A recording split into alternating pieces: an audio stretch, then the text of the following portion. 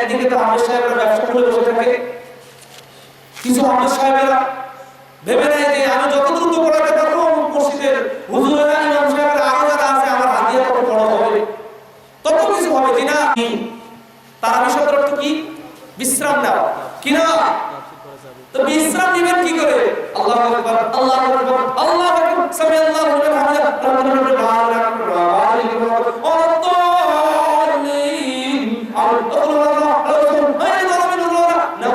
হামিদা, আপনার হতে পারে এটাই জাহান্নামে যাওয়ার কারণ, এটাই হতে পারে জাহান্নামে যাওয়ার কারণ।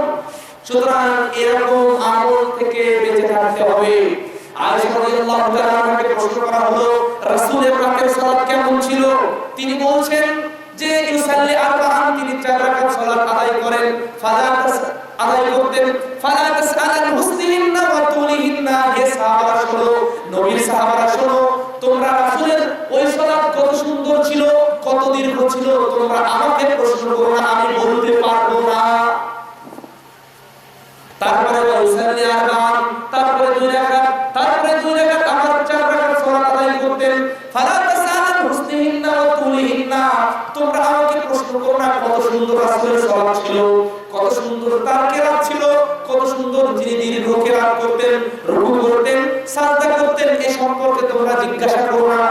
এজন্য তো আহলে হাদিস মসজিদে আমরা পড়তে সময় লাগে 45 মিনিট 50 মিনিট, আর পাশের বিভিন্ন ভাইদের মসজিদে যারা আমার বাড়ির পাশে 20 রাকাত পড়তে সময় লাগে 24 মিনিট। আমি নিজেই সাক্ষী। যাবা কোথায় তুমি? মুফতি সাহেবের ফতোয়া কি যে এই রমজান মাসে বহুত ফায়দা আছে, ইত্যাদি ইত্যাদি আছে, রিকশা আছে, ভ্যান চালক আছে, মাঠের মজুরি আছে, একটু দ্রুত না পড়লে মুসল্লি পাওয়া যাবে না। ফতোয়া কিসের মুসল্লি? মুসল্লি যদি সালাত প্রয়োজন হয় তাহলে সালাতে আসবে, না ওরকম মুসল্লির দরকার নেই। এজন্য তো আল্লাহ বলেছেন ফাওয়াইলুল লিল মুসাল্লিন, দুর্ভোগ সমস্ত মুসল্লিদের জন্য, আল্লাযীনা হুম আন সালাতিহিম সাহুন, যারা তাদের সালাত সম্পর্কে উদাসীন, ওয়াক্ত মতো আদায় করে না, আবার রাসূলের তরিকা আদায় করে না, আবার লোক দেখানো সালাত আদায় করে, এদের জন্য দুর্ভোগ। যারা সালাত আদায় করে না ওদের তো আছে, যারা সালাত আদায় করে না তাদের ব্যাপারে আল্লাহ রাব্বুল আলামিন স্পেশাল বর্ণনা দিয়েছেন। জাহান্নামীদেরকে প্রশ্ন করা হয়, তোমরা জাহান্নামে আসলে কেন মিস্টার অমুক, মিস্টার হ্যাঁ, মিস্টার ইত্যাদি ইত্যাদি, আপনাদের কি ব্যাপার? দুনিয়াতে তো খুব ইত্যাদি ইত্যাদি ছিলেন, হ্যাঁ আপনাদের এই অবস্থা কেন? মানে সমস্যাটা কোথায় ছিল? আল্লাহ বর্ণনা করে দিয়েছেন মা সালাকুম ফি সাকার ক্বালু লাম নাকু মিনাল মুসাল্লিন ওয়া লাম নাকু নুতিমুল মিসকিন। তখন প্রশ্ন করা হবে, তখন তারা বলবে আমরা মুসল্লি ছিলাম না দুনিয়াতে, আর মিসকিনদেরকে অভাবীদেরকে খাবার দিতাম না। এই দুইটা কারণে আজকে আমরা এই নিকৃষ্ট জায়গায় উপস্থিত হয়েছি। সুতরাং প্রথম কথা হলো শিরক করা যাবে না, শিরক করলে ব্যক্তি জাহান্নামে যাবে। দ্বিতীয় কারণ যেটা, সেটা হচ্ছে আল্লাহ রাব্বুল আলামিন বিদআত, রাসূলকে বিদআত করলে রাসূলকে অপমানিত করা হয়। সুতরাং সালাত আদায় করব রাসূলের তরিকায়, আর মুনাজাত করব রাসূলের তরিকায়। আসসালামু আলাইকুম ওয়া রাহমাতুল্লাহ, আসসালামু আলাইকুম ওয়া রাহমাতুল্লাহ, রব্বানা আতিনা ফিদ দুনিয়া হাসানা, সবাই বলছে আমিন আমিন, ইয়া রাব্বাল আলামিন, আমিন আমিন, রব্বানা বহু দোয়া করলাম, এটা বিদআত, সুন্নাতের প্রমাণ করে দেন। চলবে না, চলবে না। রাসূলুল্লাহ সাল্লাল্লাহু আলাইহি ওয়াসাল্লাম যতটুকু দিয়েছেন ততটুকু, বাকিটুকু চলবে না, বাকিটুকু চলবে না। এক গ্লাস দুধের উপরে আপনি যা কিছু বলবেন দুধ পড়বে, আর নকল জিনিস পড়বে যে চাপবে। সুতরাং রাসূলুল্লাহ সাল্লাল্লাহু আলাইহি ওয়াসাল্লাম বলেছেন মান কাযাবা আলাইয়া মুতাআম্মিদান ফালিয়াতাবাওয়া মাকাদাহু মিনান নার।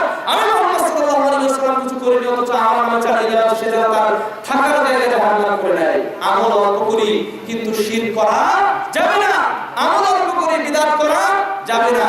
তৃতীয় কারণ আমরা যেটা বলবো, হুব্বুদ দুনিয়া, দুনিয়ার প্রতি ভালোবাসা, দুনিয়ার প্রতি ভালোবাসা।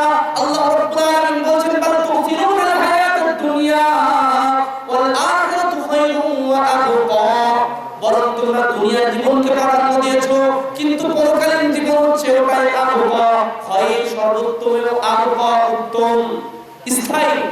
সুতরাং আমার আপনার দুনিয়ার মোহ বাদ দিয়ে স্থায়ী দিকে ছুটতে হবে। আল্লাহ আমাদের তৌফিক দান করুন, আল্লাহুম্মা আমিন। আর অনেক আমল আছে জাহান্নামে, অনেক আমল আছে। কোরআন এবং হাদিসের বাইরের পথ জাহান্নামী পথ। বলেন কোরআন এবং হাদিসের পথ কি? এজন্য আমাদের স্লোগান একটা আছে, সকল বিধান বাতিল করো, ওহীর বিধান কায়েম করো। বলতে পারবেন সকল বিধান বাতিল করো মানে বিশ্বাস নেই আপনাদের। ওহীর বিধান মানে কি? কোরআন এবং হাদিস। ভালো লাগে না মনে হয় এই কথা, ডক্টর গালিলের কথা মনে হয়। কত মানুষ ফতোয়া দেয় ডক্টর গালিল কাফের। ঠিক তোমার কলিজা পচা, তোমার ঈমান পচা। হিংসা করার কোনো সুযোগ নেই। ডক্টর গালিলের পায়ের জুতা হওয়ার কোনো যোগ্যতা রাখে না। আমরা বড় করে বলছি না, যারা ইলেমের আলেম তাদেরকে ছোট করার সুযোগ নেই। হ্যাঁ হতে পারে আমার কোনো আমল আপনার কাছে অপছন্দনীয়, আপনি যদি শরীয়তের কোনো আমল হয় তাহলে আপনি আমার সমালোচনা করবেন, নতুবা সমালোচনা করবেন পরকালীন জীবনে ধরা খাবেন, পরকালীন জীবনে ধরা খাবেন।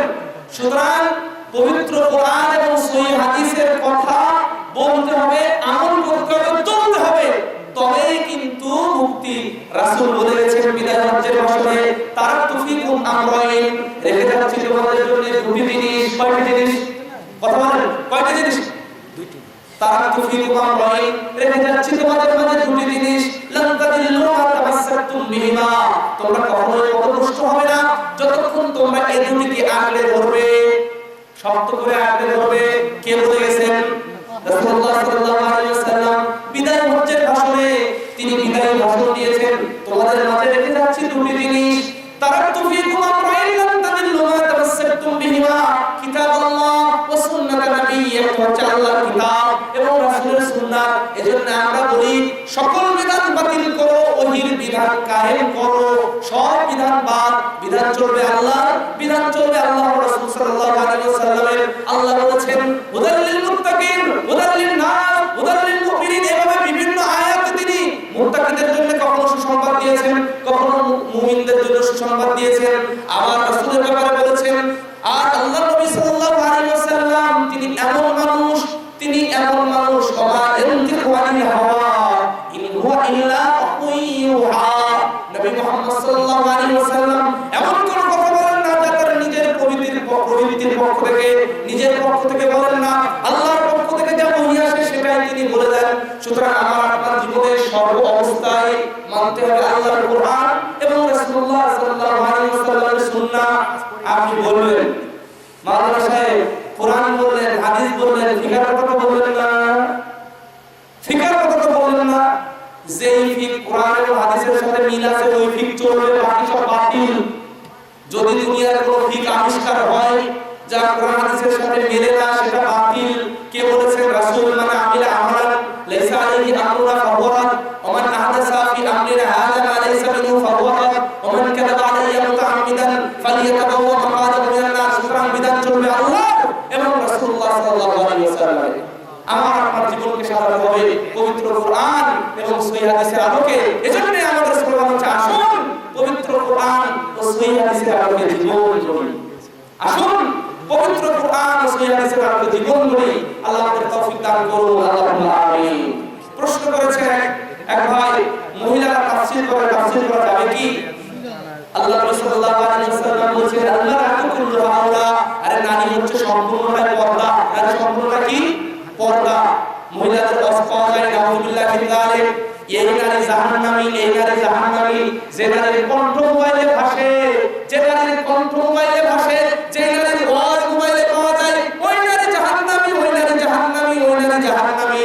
আল্লাহ রাসূল সাল্লাল্লাহু আলাইহি ওয়াসাল্লাম বলেছেন আল মারআতু কুল্লুহা আওরা, নারী হচ্ছে সম্পূর্ণটাই পর্দা। নারীর চেহারায় যেমন পর্দা, নারীর কণ্ঠে তেমন পর্দা। আপনি যদি তাফসীর করতে যান, হ্যাঁ তাফসীর আপনি মহিলাদের মধ্যে করতে পারেন, খবরদার অন্য পুরুষ যেন আপনার কণ্ঠ না শুনতে পায়। গ্রামের কিছু মহিলা পাওয়া যায়, ফজরের সালাত হয়, আযান হয়, তারপরে সকালবেলা বারান্দায় বসে এমন জায়গায় বসে যেন তার কোরআন তেলাওয়াত সমস্ত ওই পথ দিয়ে গ্রামের মানুষ যারা যায় শুনতে পায়। হ্যাঁ অমুকের বউ, হ্যাঁ সেই কোরআন পড়ে, কোরআন পড়ে উল্টা জেনা করছে, উল্টা গোনা। কারণ তার কণ্ঠের পর্দা আছে, কণ্ঠের পর্দা আছে। করতে পারেন, কুরআন ও হাদিসের তাফসীর করবেন, উল্টা পাল্টা তাফসীর করা যাবে না। তাফসীর করতে হবে পবিত্র কোরআন এবং সহিহ হাদিসের তাফসীর, সাথে সাথে কোন পুরুষের যেন ওই কণ্ঠ না শোনে, হারাম। সুতরাং আমাদের সাবধান থাকতে হবে। আল্লাহ রাব্বুল আলামিন আমাদের সাবধানতার পথ অবলম্বন করার তৌফিক দান করুন, আল্লাহুম্মা আমিন। আর একটা প্রশ্ন করেছেন, মানুষ মারা যায় তারপরে আচ্ছা, মানুষ মারা যায় সবাই মিলে হাত তুলে মুনাজাত করা যাবে কি? হানাফি ইমামে কি জানেন না? নামাজ পড়া যাবে, হানাফি ইমামে পিছনে কি নামাজ আদায় করা যাবে? দুটো প্রশ্ন করছে, মাশাআল্লাহ সুন্দর প্রশ্ন। জাকির নাকি কত বলবো নাকি? বলুন, সুন্দর প্রশ্ন করেছেন, প্রশ্ন তো মাশাআল্লাহ। আচ্ছা, এমন কোনো উত্তর দেবো কারো গায়ে লাগবে না, গায়ে লাগবে তার যেমন তো সমস্যা আছে। সুদের ওয়াজ করলে যে সুদ খাওয়ার গায়ে লাগবে না, লাগবে না? ঘুষের ওয়াজ করলে যে ঘুষ খাওয়ার তো গায়ে লাগবে, যে মহিলা পর্দা করে না আজকে মনে মনে গালি দিবি, এমন কথা বলে গেল রাজশাহী মার্কেটের হুজুর, এত এভাবে বলে নাকি? আমি যতটুকু বলেছি আল্লাহ রাব্বুল আলামিন অন্তরে ভালো রাখেন, তবে আমার মধ্যে যদি সমস্যা থাকে আল্লাহ আমাকে সংশোধন করে দিন, এবং আপনাদের মাঝে যদি সমস্যা থাকে আল্লাহ আপনাদের সংশোধন করে দিন, আল্লাহুম্মা আমিন। মানুষ মারা গেলে হাত তুলে মুনাজাত করা, হাত তুলে মুনাজাত আছে, মুনাজাত আছে কিন্তু হাত তুলে মুনাজাত নাই। মুনাজাত আছে তবে হাত তুলে মুনাজাত নেই। আল্লাহ নবী সাল্লাল্লাহু আলাইহি ওয়াসাল্লাম সাহাবীরা বলেন, তোমরা ওয়াখলিসুল্লাহ দুআ, তোমরা তোমাদের ভাইয়ের জন্য খালিস করে দোয়া করো। কি দোয়া? আল্লাহুম্মা ইগফির লাহু ওয়া সাব্বিতহু। এটা হচ্ছে দোয়া, এটা মুনাজাত, এটা দোয়া, এটা মুনাজাত। হাত তুলে মুনাজাতের দলিল নাই, হাত তুলে মুনাজাতের দলিল নাই, থাকলে দেন, আমরা আজকে থেকে মানব ইনশাআল্লাহ। আল্লাহ রাসূল সাল্লাল্লাহু আলাইহি ওয়াসাল্লাম বলেন, তোমাদের ভাইয়ের জন্য দোয়া করো। কিভাবে? আল্লাহুম্মা ইগফির লাহু, আল্লাহ তাকে ক্ষমা করো, ওয়া সাব্বিতহু, আল্লাহ যে মুনকার নাকির এসে প্রশ্ন করবে, আল্লাহ প্রশ্ন করবে, মান রাব্বুকা ওয়া দীনু ওয়া মা হাযা রাজুল আল্লাযী বুইসা ফিল মাল্লাহ, ওই সময় সাব্বিতহু তাকে সুদৃঢ় করুন। এই দোয়া করা যাবে, আল্লাহুম্মা ইগফিরহু ওয়া সাব্বিতহু, আল্লাহুম্মা ইগফির লাহু ওয়া সাব্বিতহু, আল্লাহ তাকে ক্ষমা করুন, আগে মুনকার নাকিরের সওয়ালের জবাব বৃদ্ধি করে দিন। মুনাজাত আছে তবে হাত তুলে মুনাজাত নাই। কেউ যদি বলবে না মুনাজাত নাই, মুনাজাত আছে তবে হাত তুলে মুনাজাত নাই। আর মুনাজাত বললে মানে হাত না তুললে মুনাজাত ব্যাক করে কলিজা ফেটে যায়, কি হয়ে গেল? চলবে না। হানাফি ইমামের পেছনে সালাত আদায় করলে সালাত হবে কি? ওই ইমাম সাহেব যদি তিনি ছোট বিদাতি হন তাহলে তার পেছনে সালাত আদায় করলে সমস্যা নেই। যদি বড় বিদাতি হয়, বড় বিদাতি কি জানেন? ওই যে কাতারিয়া, তাকদীরকে বিশ্বাস করে না, জাবারিয়া, শৈথিল্যবাদী, পুতুলকে যেমন কাছে তেমন আছে, পুতুলের কি দোষ, এরকম ভ্রান্ত আকীদার হলো ওই ইমামের পেছনে সালাত আদায় করা যাবে না। আর ইমাম যদি মনে করেন ইমাম সাহেব উনি বিদআত করেন, ছোটখাটো বিদআত, এক্ষেত্রে ইমাম বুখারী রাহিমাহুল্লাহ রসুল হচ্ছে সাল্লিউ আলাইহি বিদআ, তুমি তার পেছনে সালাত আদায় করো, বিদআত তার দিকে যাবে। অনেকে বলেন যে যারা বিদআতি ইমাম তাদের সালাম দেওয়া যাবে না, সেই বিদআতের ধরন থাকতে হবে, সেই বিদআতের ধরন থাকতে হবে। হানাফি মাযহাবী ভাই ইমাম যদি ইমাম সাহেব হয় তার পেছনে সালাত আদায় করা যাবে, যদি তিনি বড় কোনো বিদআতি না হন, এক্ষেত্রে সমস্যা হয় ইনশাআল্লাহ। আল্লাহ রাব্বুল আলামিন ভালো জানেন, আল্লাহু আ'লাম। আর এখানে আর কোনো প্রশ্ন নাই আপাতত। যাই হোক, অনেকেই দান করেছেন, অনেকেই দান করেছেন। আল্লাহ রাব্বুল আলামিন দান প্রকাশ্য করা যাবে, গোপনেও করা যাবে। লিল্লাহি তাকবীর, আল্লাহ লিল্লাহি তাকবীর, আল্লাহ তাকবীর, তাকবীর বলেন মারহাবা। হাতের মধ্যে যা আছে সবাই মারহাবা দিয়ে দিলাম। রাসূলের মুনাজাত করবে এখন। রাসূলুল্লাহ সাল্লাল্লাহু আলাইহি ওয়াসাল্লাম যে মুনাজাত করেছেন, এইগুলো হাতের মধ্যে কার কার নাম আছে আল্লাহ জানে কি জানে না? এগুলো লিপিবদ্ধ হয়ে গেছে না যায়নি? তা ঘোষণা করা লাগবে, ঘোষণা করা লাগবে। আমি দোয়া করে দিচ্ছি, রাসূল সাল্লাল্লাহু আলাইহি ওয়াসাল্লাম যেভাবে দোয়া করেছেন সবাই বলেন আল্লাহুম্মা, বলেন। আপনি দোয়া করলে আপনার জন্য ফেরেশতারা দোয়া করবে, সবাই বলেন আল্লাহুম্মা, হে আল্লাহ সাল্লি আলাইহি, তার উপর শান্তি বর্ষণ করেন, ওয়া বারিক আলাইহি, তার উপরে বরকত নাযিল করেন। আল্লাহুম্মা সাল্লি আলাইহি, আল্লাহুম্মা বারিক আলাইহি। আল্লাহ যারা এই দান করেছেন এর মধ্যে অনেক নাম আছে, এই নামগুলো জমা দিলাম এবং আপনার দরবারে আপনার কাছে দিলাম, আল্লাহ এটা কবুল করে নিন, আল্লাহুম্মা আমিন। বারাকাল্লাহু ফি আহলিকুম ওয়া মালিকুম, আল্লাহ আপনাদের পরিবারে, আপনাদের মালে, আপনাদের সম্পদে বরকত দিন, আল্লাহুম্মা আমিন। আল্লাহ, আজকে আমরা যে জাহান্নাম নিয়ে কথা শুনলাম, এই জাহান্নাম থেকে বাঁচার তৌফিক আল্লাহ আমাদের দান করুন, আল্লাহুম্মা আমিন। আল্লাহ, আজকে আমরা হয়তো বেশি সময় দিতে পারি, যতটুকু সময় দিয়েছি আল্লাহ আমাদেরকে কবুল করুন, আল্লাহুম্মা আমিন। আল্লাহ আমাদেরকে, আমাদের স্ত্রীদেরকে আল্লাহ হিদায়াত দান করুন, আমাদের সন্তানদেরকে হিদায়াতের উপরে রাখুন, আল্লাহুম্মা আমিন। সাথে সাথে আমাদের মার্কাজের জন্য আমরা দোয়া চাচ্ছি। মার্কাজে এখন কিন্তু আলহামদুলিল্লাহ ছাত্রছাত্রী পুরুষ এবং মহিলা শাখা, মার্কাজ বলে অনেকে চিনেন কি জানেন? চিনেন সবাই। ওই যে মার্কাজ রাম চত্বরে যে মাদ্রাসা, ডক্টর আসাদুল্লাহ গালিব সাহেব যে মাদ্রাসা, ওই মাদ্রাসায় এখন ছাত্রছাত্রী আলহামদুলিল্লাহ 3000 এর উপরে, 3000 এর উপরে আলহামদুলিল্লাহ। পুরুষ এবং মহিলা শাখায় তাদের জন্য আপনাদের কাছে দোয়া চাচ্ছি, আল্লাহ তারা যেন সঠিকভাবে ইলম অর্জন করে দেশ ও জাতির খেদমত, নিজেকে আলোকিত করে দেশ ও জাতির খেদমতে শিরক ও বিদআত উৎখাত করার ক্ষেত্রে তারা যেন বলিষ্ঠ ভূমিকা পালন করতে পারে, আল্লাহ তাদেরকে কবুল করুন, আমিন। আল্লাহ, যে সমস্ত সন্তান, অভিভাবকের সন্তান এরকম মাদ্রাসায় পড়ছে, যেখানে পড়ছে, আল্লাহ সবাইকে নিরাপদ রাখুন, আল্লাহুম্মা আমিন। আল্লাহ আমাদেরকে কবুল করুন, আল্লাহুম্মা আমিন। আল্লাহ আমাদের নেক আমলগুলো কবুল করুন, শয়তানের আমলগুলো আমাদের থেকে দূর করে দিয়ে হেদায়েতের আলো দিয়ে আমাদেরকে শিক্ষিত করুন, আল্লাহ আমাদের হেদায়েতের পথে রাখুন, আল্লাহুম্মা আমিন। আকুলু হাযা ওয়া আস্তাগফিরুল্লাহ লাকুম ওয়া লিসাইল মুসলিমিন ফাস্তাগফিরু ইন্নাহু হুয়াল গফুরুর রহিম। আসসালামু আলাইকুম ওয়া রাহমাতুল্লাহি ওয়া বারাকাতুহু। বললে এত দায়িত্ব আমার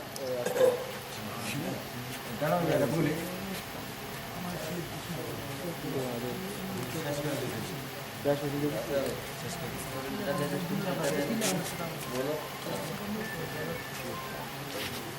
আচ্ছা এই টাকাটা যোগ করে দাও ভাইয়া স্লিপ দে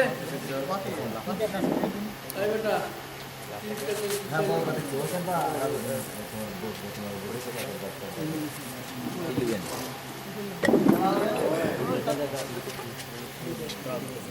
কিলো